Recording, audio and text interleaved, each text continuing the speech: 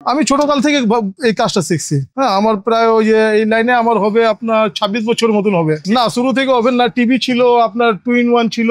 ওভেনের কাজটা বাস দেখতে দেখতে ওস্তাদের কাছে গেছি, দেখছি। আমি কিন্তু ওভেনের এভরিথিং কাজ করি, যেটা না হবে ওটাও হবে, আমার কাছে নিয়ে আসলে ওটাও হবে। না, এক এক রকম থাকে। এটা হলো মাইক্রো ওভেন, আরেকটা হচ্ছে আপনার গ্রিল ওভেন, আরেকটা হলো আপনার ইনভার্টার ওভেন।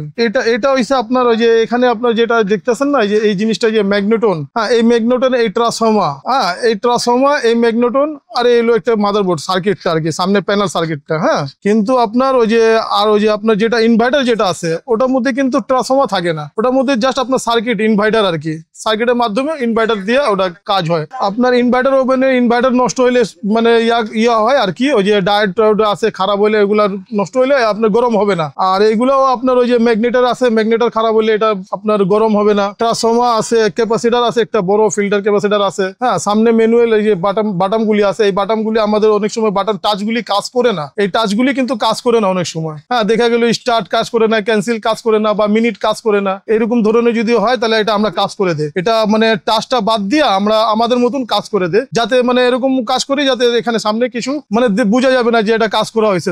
সব থাকবে, সব পিছনে কানেকশন যা আছে সব পিছনে হবে, কিন্তু সামনেটা যেভাবে আছে অমনি থাকবে। হ্যাঁ, টাচটা চেঞ্জ করে বাটন সিস্টেম করে দেয়, কিন্তু আপনার সেম হবে। আপনার যেগুলো কানেকশন গুলি আছে, স্টার্টের জায়গায় স্টার্ট থাকবে, ক্যান্সেলের জায়গায় ক্যান্সেল থাকবে, হ্যাঁ, মিনিটের জায়গায় মিনিট থাকবে। না, টাচটা ঠিক হয় না। টাচটা হলো রেবন সিস্টেম, তো ওটা একটা কার্বনের মাধ্যমে ওটা কাজ করা হয়েছে। ওই কার্বনটা লাইনটা কেটে গেলে এটা কাজ করে না। হ্যাঁ, অনেকে জানে না এটা ঠিক করা যায়, আবার অনেকে আবার আমাদের কাছে নিয়ে আসলে আমরা বলি দেই যে আপনার এই যে কার্বনটা নষ্ট, টাচটা নষ্ট, এই টাচের জায়গা আমরা ম্যানুয়াল করে দিব, এইভাবে করে দিব, এই সিস্টেমে করে দিব, আপনার এত টাকা খরচ পড়বে। অনেকে মিস্ত্রি আছে যদি আপনার সার্কিটে যদি কোনো প্রবলেম হয়েছে, টাচে যদি সমস্যা থাকলে, তাহলে ওই সমস্যাটা ওরা পারে না। হ্যাঁ, ওটা আমরা ঠিক করি আর কি। হ্যাঁ, আইসি মাধ্যমে বা রিলে মাধ্যমে, হ্যাঁ, যেটা নষ্ট হয় ওটা আমরা চেঞ্জ করে, হ্যাঁ, রেগুলেটর আইসি আছে, এগুলো চেঞ্জ করে আমরা কাজ করি আর কি। এটা পাস আমাদের মার্কেটে পাওয়া যায়, স্টেডিয়াম মার্কেট আছে, মিরপুর মার্কেট আছে, এইসব জায়গায় পাওয়া যায়। এইগুলা যে আপনার ওই যে অনেক সময় যে পেস করতে করতে মানুষ ওই যে পেস করতেছে, চাপ দিতেছে, হ্যাঁ, 2-4-5 বছরের মধ্যে দেখা গেলে যে ওই টাচটা আর কাজ করতেছে না।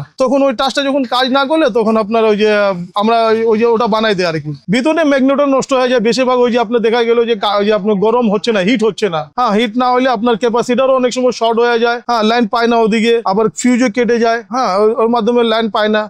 এইগুলা যদি ঠিক থাকে, তাহলে আপনার দেখা গেলে ম্যাগনেটর তাহলে নষ্ট। এটা আমরা মানে চেক করলে বুঝতে পারি। আমাদের এখানে 2টা লাইন আছে, এই যে এই ট্রান্সফর্মার 2টা লাইন আছে। হ্যাঁ, এই যে এই ট্রান্সফর্মার, এই 2টা লাইন আছে, এই 2টা লাইন ট্রান্সফর্মার মধ্যে। হ্যাঁ, এই 2টা লাইন আমরা খুলে আমাদের একটা ইয়ে তার দিয়ে, ক্লিপ দিয়ে, ওটা আমরা যখন চেক করি, তখন দেখা যায় হলো কি, এই জায়গাটা যদি হিট হয়, তাহলে আপনার এই জায়গার সমস্যা আছে। এই জায়গাটাও বলতে কি, ওই যে সার্কিটের মধ্যে আর কি, সার্কিটের মধ্যে সমস্যা আছে।